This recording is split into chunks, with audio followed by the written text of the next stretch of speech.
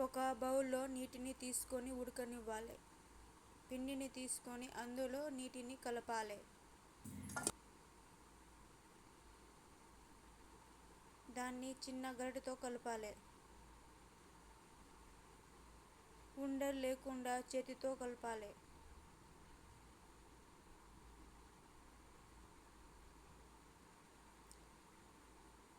కలిపిన దానిని చిన్న ముద్దలాగా చేసుకోవాలి.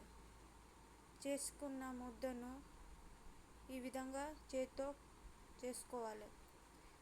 ఒక కాగితంపై నూనెను రాయాలి. దాని మీద ఈ విధంగా చపాతీని చేసుకోవాలి.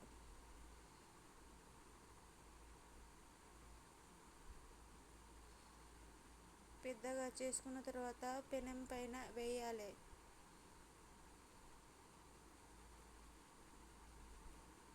ఒక సైడ్ కాలిన తర్వాత ఇంకో సైడ్ తిప్పాలి.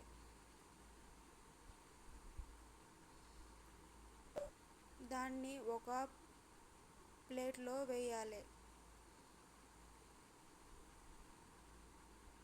అదేవిధంగా చేసిన చపాతీని ఈ విధంగా చేతిలో పెట్టుకొని పెనం పైన వేయాలి. ఒక సైడ్ కాలిన తర్వాత ఇంకో సైడ్ తిప్పాలి. ఈ విధంగా కాల్చుకోవాలి. జొన్న రొట్టెలు రెడీ. షేర్ చేయండి, సబ్స్క్రైబ్ చేయండి మర్చిపోకండి.